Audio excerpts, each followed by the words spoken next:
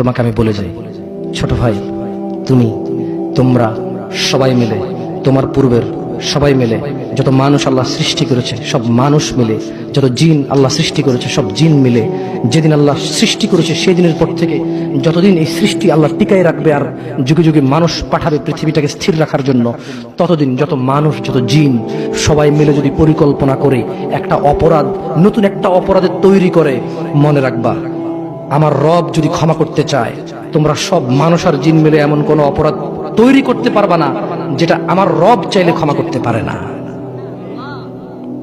তুমি কোন অপরাধ তৈরি করবে আর বলবা যে এটা বুঝি, এটা কি আল্লাহ ক্ষমা করতে পারবে? এরকম অপরাধ তুমি পারবা না তৈরি করতে। বেঁচে থাকা অবস্থায় তুমি বেঁচে আসো, তোমার সামনে এমন একটা অপরাধ নাই যে অপরাধের ক্ষমা পাওয়া যায় না, মানুষের হক ছাড়া। তাও মানুষে মাফ করে দিলে পাওয়া যায়। মানুষে মাফ করে দিলে, আমি কি বুঝাতে পারছি না? বুঝতে পারি নাই। আমি কি বুঝাতে পারছি না? বুঝতে পারি নাই। দুনিয়া তুচ্ছ। তোমাকে আবার বলি, তুমি আল্লাহকে ভয় করো। তোমাকেই উদ্দেশ্য করে বলছি আমি, ইনশাআল্লাহ within 5 to 10 minutes I will finish। আমি 5 থেকে 10 মিনিট শেষ করে দেবো। বেশি কথা বললে কোনো লাভ হয় না। যতটুকু শুনেছেন যদি কাজে আসে আসবে, সারাদিন বললো কাজে আসবে না। বুঝে আসছে না? তুমি, তোমার বয়স 60, সরি আপনি, আপনার বয়স 60, তুমি, তোমার বয়স 20, আপনি, আপনার বয়স 40। অনেক অপরাধ করে ফেলেছেন, মানে আল্লাহ ক্ষমা করার ক্ষমতা রাখে না, না? তো তাহলে আপনি ক্ষমা চান না কেন? কেন বলেন? শুনুন,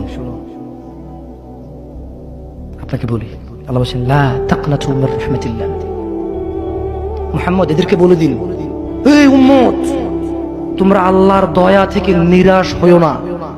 যেদিন তুমি মনে করবে আমার মতো কি অপরাধী আছে, আল্লাহ কি আমাকে ক্ষমা করবে, এটা তোমার ওই দিন সবচেয়ে, যত গুনাহ করেছো সবচেয়ে বড় গুনাহ ওইটা। যখন তুমি ধারণা করবে যে আল্লাহ কি ক্ষমা করবে আমাকে, এটা সবচেয়ে বড় গুনাহ। তাহলে তুমি কি এমন কোন অপরাধ করতে পারছো যেটা আল্লাহ ক্ষমা করার ক্ষমতা রাখে না, যদি তিনি চান ক্ষমা করতে? এরকম কি তুমি মানো? এটা তুমি এটা মানো? তাহলে তোমার অপরাধের ক্ষমা চাও আল্লাহর কাছে।